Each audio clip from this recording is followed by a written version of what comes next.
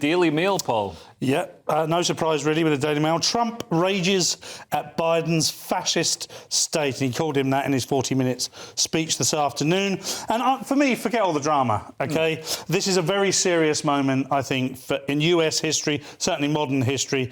It's quite clearly now that the justice system has been politicised. So what we've got now is a rage against political opposition. Now, we can park for a minute. We can afford to park. You know, Trump is a character whose character is brought into question a lot. He's done some things that many politicians would never do, maybe some upstanding people would never do, but he does appeal to a huge demographic within the United States of America, and I don't see this working against him. Now, 34 counts and found guilty, and Lewis will explain it much better than I, but the legal system over there has got lots of different layers, OK? Yeah. And he is right down here in terms of layers. There seems to have been a misdemeanor that's been blown up in order to convict him at this specific time. And I think that's the worry. Yeah. I'd be worried if this happened to Biden, let alone Donald Trump. Yeah, I mean, it does seem to set...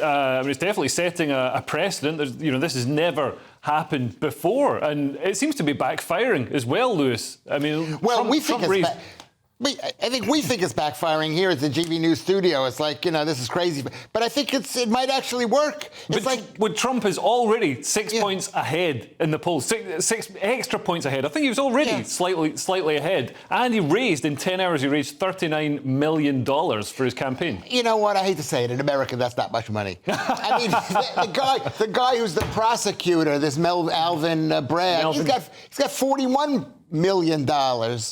That's how much his net worth is $41 million, according to the... No, that's true. That's absolutely true. How on earth did a DA achieve that wealth? Yeah. I mean, look at him.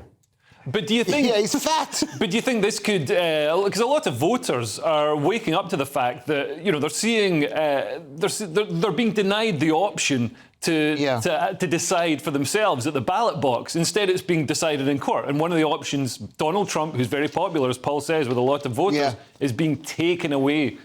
People can say that, and I agree with it. But at the same time, remember in the American Civil War, these states down in Alabama, Mississippi, and South Carolina, they had the right to leave.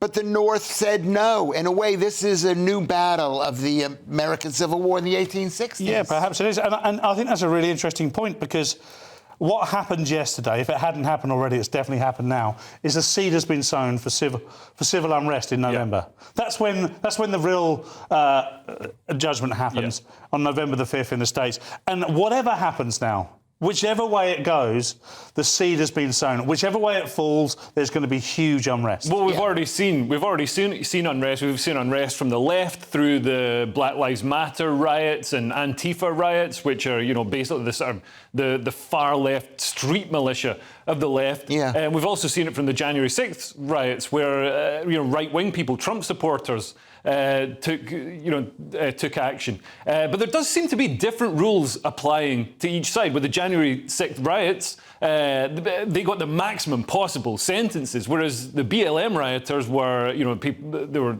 excused in the media. Some of the rioters even got compensation for being arrested. It was insane. When Biden had classified documents, that was seen as okay. When Trump had classified documents, that was suddenly a bad thing. And even with this, even with paying off hush money to somebody a politician has had sex with, I mean, it's not a new thing in politics. Bill Clinton did it to Paula Jones, paid $850,000, I believe, and she wasn't as good looking as Stormy Daniels, because Trump can get the deal. He's the art of the deal. But also John Edwards. John Edwards was a presidential candidate, and he paid off, I think it was close to $1 million in hush money. And it was also when he was running for election, so the same rule that they've tried to hang Donald Trump with, and successfully pegged on him in court. You're making too much of this thing. I don't think it's a left or... It is... This one issue is like, is it okay for Democrats to cheat, but it's not okay for Republicans? That's not the issue. The issue is we're at war. I've said this for 2 years. I've been in this program.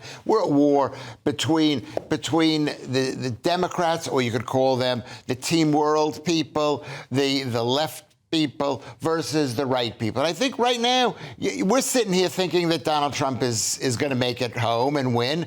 but there are lots of people in America who are like gloating over this. They're so happy. Yeah, and there are a lot of people here gloating over it, you know, and there are good reasons to dislike Donald Trump. He's not for everybody. That's not the point, though. Yeah. The point, I think, is, sorry, Leo, I think the point is that, you know, if it can be done to him, it can be done to you. Yeah. This is what people forget. Yeah. You know, if you know, who's to say the table's turned? Yeah. Let's say he is everything they say he is. If he's to get into power and he enacts revenge in some way, that's going to be a massive problem as well. Yeah, yeah, and I mean, like you say, if it can happen to Donald Trump, it can happen to anybody. It's not like Putin stopped with just jailing, you know, the people at the top of the political parties that oppose him.